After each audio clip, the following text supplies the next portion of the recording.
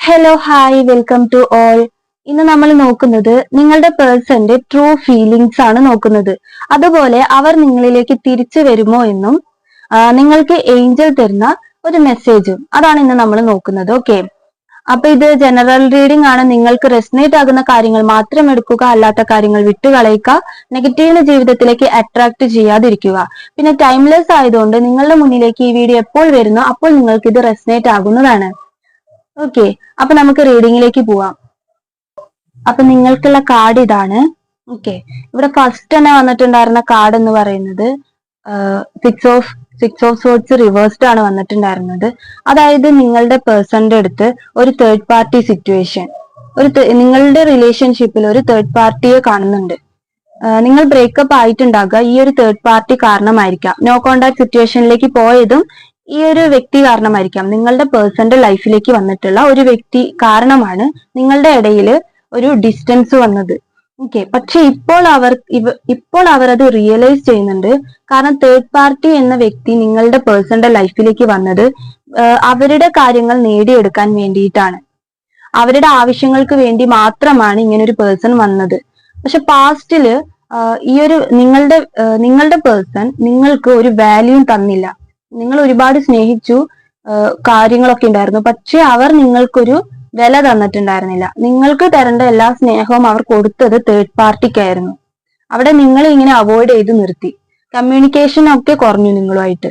ഈ ഒരു വ്യക്തി അവരുടെ ലൈഫിലേക്ക് വന്നപ്പോൾ കമ്മ്യൂണിക്കേഷൻ ഒക്കെ കുറഞ്ഞു. തേർഡ് പാർട്ടി കാരനാണ്. ഇന്ന് നിങ്ങളുടെ പേഴ്സൺ ചിന്തിക്കുന്നത് എന്താ പറയാ, ഇന്ന് അവരത് റിയലൈസ് ചെയ്യുന്നുണ്ട്. കാരണം ഒരു ആവശ്യങ്ങൾക്ക് വേണ്ടി മാത്രമാണ് ഈ ഒരു തേർഡ് പാർട്ടി അവരുടെ ലൈഫിലേക്ക് വന്നതെന്നും നിങ്ങളുടെ സ്നേഹമാണ് റൈറ്റ് ആയിട്ടുള്ള സ്നേഹം എന്നും അവർ ഇപ്പോൾ മനസ്സിലാക്കുന്നു. കാരണം ഈ തേർഡ് പാർട്ടിയെ വിശ്വസിച്ച് അവരുടെ കൂടെ നിങ്ങളെ അവോയ്ഡ് ചെയ്ത് പോയപ്പം അവരിപ്പോൾ അനുഭവിക്കുന്ന ഒരു ഫ്രീഡം, നിങ്ങളുടെ അടുത്ത് നിന്ന് കിട്ടിയ ഒരു മദർ കെയറിങ്, ഒരു ഫ്രീഡം, ആ ഒരു ഹാപ്പിനെസ് അവർക്ക് ഇപ്പൊ കിട്ടിക്കൊണ്ടിരിക്കുന്നില്ല അവർക്ക്. അതായിരിക്കും അവർക്ക് മനസ്സിലായിട്ടുണ്ടാവുക. നിങ്ങളായിരുന്നു ബെറ്റർ എന്ന് അവർക്ക് തോന്നാൻ കാരണം. അവരിപ്പം മനസ്സിൽ വളരെ ഈ ഒരു കാര്യം, നിങ്ങളെ വിട്ടിട്ട് പോയി, ഈ ഒരു വ്യക്തിയുടെ കൂടെ പോയി എന്നത് അവര് വളരെ റിഗ്രറ്റ് ചെയ്യുന്നു ഈ ഒരു കാര്യം. ഓക്കെ, അവരിപ്പോ ശരിക്കും ആഗ്രഹിക്കുന്നത്, മനസ്സിൽ ചിന്തിക്കുന്നത് നിങ്ങളുടെ കൂടെയുള്ള ഒരു റിയൂണിയൻ ആണ്. നിങ്ങളുടെ കൂടെ തിരിച്ചു വരണം എന്നാണ്. ദ ഫുൾ കാർഡ് ഇവിടെ വന്നിട്ടുണ്ട്. ഒരു പുതിയ തുടക്കം. ഓക്കെ, 8 ഓഫ് വൺസ് വന്നിട്ടുണ്ട്. ഇത് നിങ്ങളിലേക്ക് വന്നുകൊണ്ടിരിക്കുകയാണ്. നിങ്ങളിലേക്ക് പിന്നെയും ഒരു എന്താ പറയാ, ഒരു അവസരം അവർ വെച്ച് നീട്ടുകയാണ്. നിങ്ങളിലേക്ക് വന്നുകൊണ്ടിരിക്കുകയാണ്. ഓക്കെ, ഇത്രയും നാളും അവർ എന്താ പറയാ, വളരെ ഇങ്ങനെ ഇവിടെ ശരിക്കും പറയുകയാണെങ്കിൽ തേർഡ് പാർട്ടിന്റെ ഉള്ളിൽ അവർ കുടുങ്ങിപ്പോയതാണ്. ഇങ്ങനെ സ്റ്റെക്ക് ആയിട്ട് തേർഡ് പാർട്ടി എന്ന് പറയുന്നത് കുറച്ച് സ്ട്രോങ് ആയിട്ടുള്ള ഒരു പേഴ്സൺ ആയിട്ടാണ് എനിക്ക് കാണുന്നത്. അതിൽ അവരിങ്ങനെ കുടുങ്ങിപ്പോയി. അവർക്ക് പുറത്തു വരാൻ പറ്റുന്നുണ്ടായിരുന്നില്ല ഇത്രയും ദിവസം.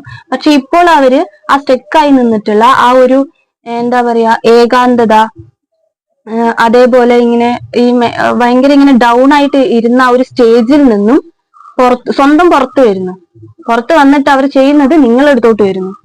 ഓക്കെ, പക്ഷെ അവർക്ക് ഇവിടെ ഒരു പേടിയുണ്ട്. കാരണം നിങ്ങളടുത്തോട്ട് ഇനി വന്നു കഴിഞ്ഞാൽ നിങ്ങൾ സ്വീകരിക്കുമോ ഇല്ലയോ എന്നൊരു ഭയം അവർക്കുണ്ട്. എങ്കിൽ പോലും എന്തോ ആയിക്കോട്ടെ എന്നുള്ള രീതിയിൽ അവർ പിന്നെയും വരികയാണ് നിങ്ങളടുത്തോട്ട്. പക്ഷെ അവരുടെ ആഗ്രഹം അവരുടെ മനസ്സിലും നിങ്ങൾ തന്നെയാണ്. നിങ്ങളോടുള്ള സ്നേഹമാണ് ഇപ്പൊ കാണിക്കുന്നത്. ഇപ്പൊ അവിടെ തേർഡ് പാർട്ടിക്ക് ഒരു വിലയുമില്ല, ഒരു വാല്യൂ അവർ കൊടുക്കാൻ ശ്രമിക്കുന്നില്ല.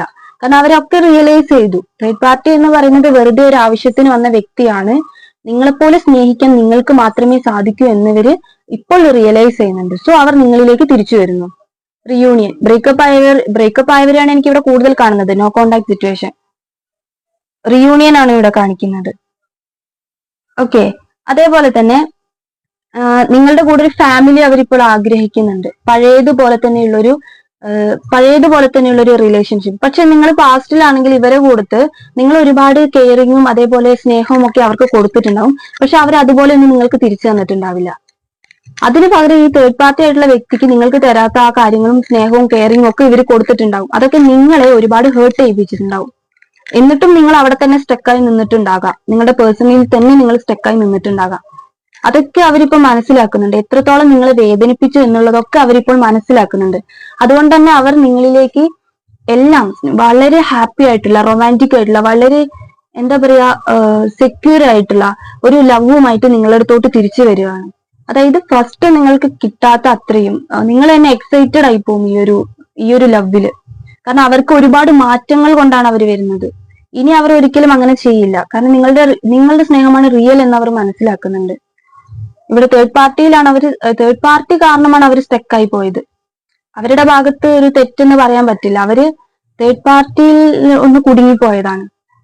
പക്ഷെ ഇപ്പൊ നിങ്ങളിൽ വളരെ അട്രാക്റ്റഡ് ആയിട്ട് അവർ നിങ്ങളിലേക്ക് തന്നെ തിരിച്ചു വരികയാണ്. നിങ്ങളുടെ വാല്യൂ അവർ മനസ്സിലാക്കി.